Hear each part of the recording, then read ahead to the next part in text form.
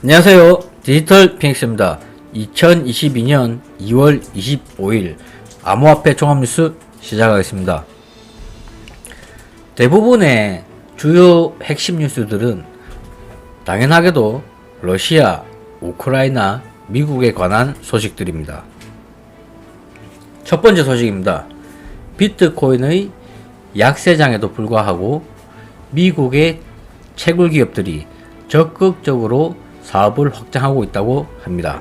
현재 미국은 해시파워 전 세계에서 1위의 최강국입니다.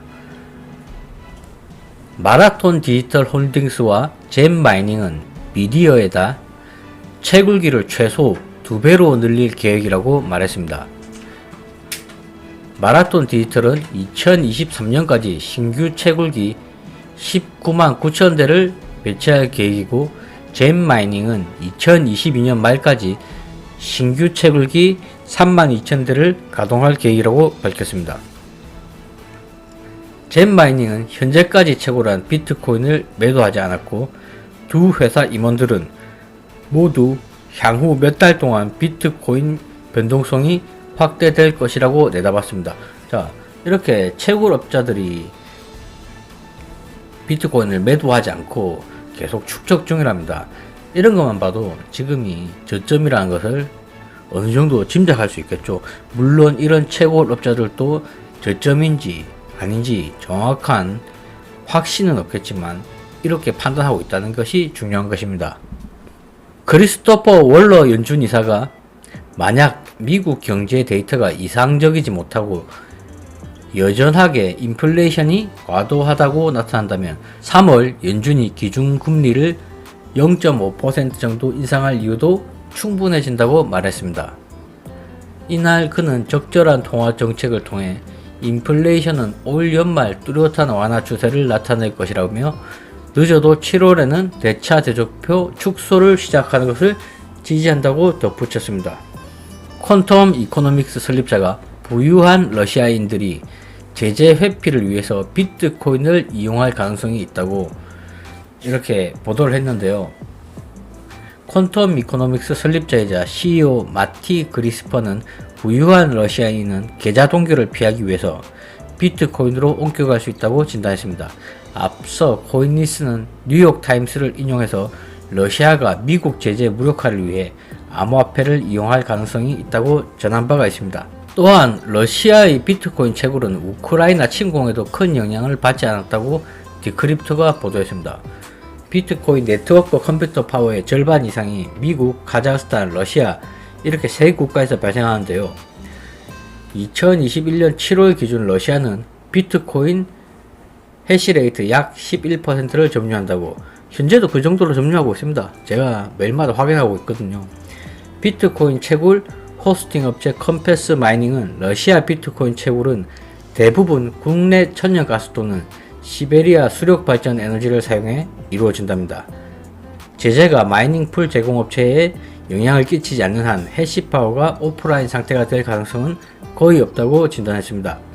다만 러시아 내 채굴은 안정적이지만 제재로 인해서 채굴자의 비트코인 현금화 방식은 바뀔 수가 있다고 말하고 있습니다. 우크라이나 정부군 지원단체가 하루 만에 무려 40만 달러 상당의 BTC를 기부를 받고 있답니다. 자, 이러한 기부는 끊이지 않겠죠. 이렇게 전쟁 상황에 맞닥뜨리게 되면 우크라이나 자국 내 화폐 가치는 어떻겠습니까? 신뢰할 수 있겠습니까? 전쟁 상황이 더 깊어진다면요. 그렇다면 우크라이나 내에서 어떤 통화로 거래를 해야 되겠습니까? 당연히 비트코인 암호화폐들이 최고죠. 두말할 거 있습니까? 이러한 것들만 봐도 정말 긴급 상황과 어느 정도 체제 붕괴 이러한 상황들이 오게 되면 점점 더 비트코인이 더 주목을 받게 된다는 것은 명확한 사실을 이렇게 보실 수가 있는 것입니다. 바이든, 푸틴과 대화하지 않는다. 스위프트 제재 계획 없다. 바이든이 24일 연설 후 기자회견을 통해 푸틴과 대화할 계획은 없다고 말했습니다.